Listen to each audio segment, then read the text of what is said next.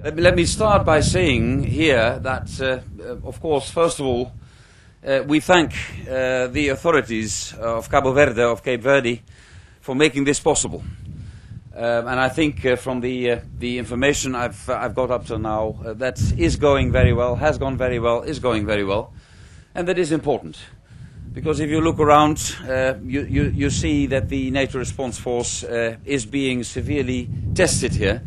And that is, of course, the object of the exercise. And that can happen thanks to the cooperation of the authorities. And I'm, on behalf of NATO, very grateful for that. My second remark would be that what you've seen, and what the NATO ambassadors and myself are going to see tomorrow, is the test of the NATO Response Force, which is the most important tool to show in what way and how NATO has transformed and is transforming, is changing, is adapting. You see here the new NATO, a NATO which has the possibility to be expeditionary, to project stability, to transport its forces, as we have done over the past weeks, over what we call strategic distance, and to see them operating and acting efficiently and effectively. And you know that the NATO Response Force has many missions. It is supposed to operate over a wide spectre. You have seen one of the examples. And you know that this idea of the NATO Response Force, which dates back to Secretary of Defense Rumsfeld and the summit in Prague, has now reached a stage of which we can say that we are going to declare soon the NATO Response Force fully operational. General Jones will, without any doubt, give you more details about this. My point is that if you look at NATO today, an alliance which is facing a completely new threat and challenge environment, a NATO, as I said, which is adapting, a NATO which is not the global policeman, but a NATO you see operate with our traditional partners, but also with new partners, and that will also be an important subject at the Riga Summit. A NATO which is expeditionary, which is well funded, which has the possibility to project stability, and a NATO doing that with partners, an important element of the Riga Summit. You see that here in practice. That was, of course, designed behind desks. You see that here in practice, and from the information I have from General Buck, it is going and it has gone very well up till this moment, and I'm quite sure that it will again go very well tomorrow, and that we do the lessons learned from such an exercise, because of course we have serious lessons learned afterwards. We'll see.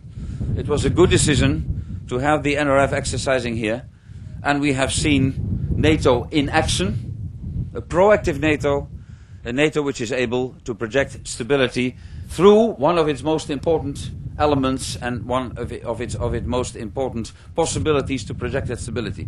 That's not to say that there's only the NRF. There's of course much more in NATO, but here you see the tool par excellence, to say it in French. After all, NATO is bilingual, active. This is a very important moment in the history of the alliance, and more specifically in the history of the NRF. Some people ask what is really different here. What is really different here is that not only do you see nations working very well and very cohesively together, but you also see the integration of air, land, sea, and special operations forces under one single commander.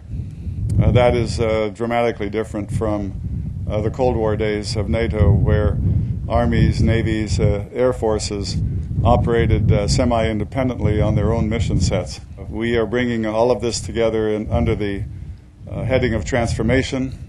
It is something that is new. It's something that's unique to the alliance, something that all of us have worked very hard on over the last 4 years.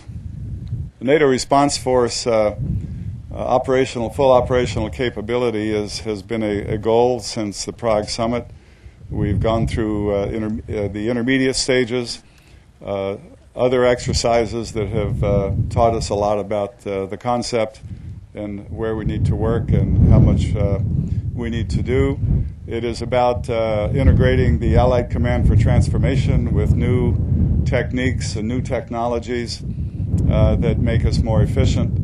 The instrument of military projection in the future is as much about manpower as it is about the fusing of manpower and technology. And it's about being able to do more with less, more efficiently, and more capably. Full operational capability is not just simply one exercise. It is the tactics, training, and procedures that we need to validate the NRF, the certification processes, the establishment of Joint Command Lisbon as the center of mass for the evolution of the NRF, and many other things that have that are coming together as we approach the date to declare FOC. Und was Sie alle zusammen bezahlen, das muss bezahlt werden, nicht? Das ist immer natürlich die Frage, was die NATO-Mitgliedstaaten alles zusammen bezahlen.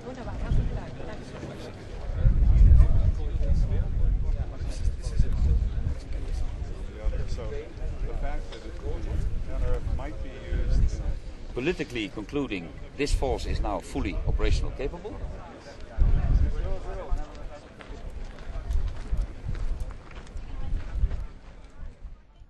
The main purpose of the exercise is to demonstrate NATO and NRF's capability of now deploying on a strategic distance, maintaining logistically a force like this over a period of up to 30 days.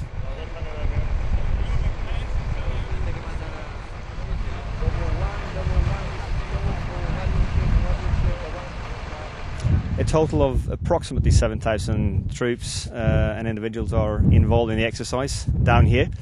In addition, we have people also involved in the exercise as reachback and other involved throughout the NATO chain of command. Guten Tag. Wie geht's Ihnen? Geht's Ihnen? Guten Tag. General, I saw you. I did see you somewhere. Yeah, somewhere else. How are you? General, Everything well? everything very fine. Yeah, I am again. NATO needed to deploy its strategic capability, the NRF, on a strategic distance, take it far away from home. We also needed an area where we could make use of land, maritime and air forces. So looking at an archipelage at a strategic distance made Cape Verde very suitable for this exercise. The Cape Verdean Defence Forces have approximately 170 personnel involved in the exercise, and this has been ongoing for about 1.5 weeks. They are taking part as troops, doing small unit exchange, doing ordinary training. They are involved in the exercise control. They're also now going to be involved in the so-called FOGO simulation, where we will assist the Cape Verdean authorities in evacuation of FOGO in the case of a volcanic eruption.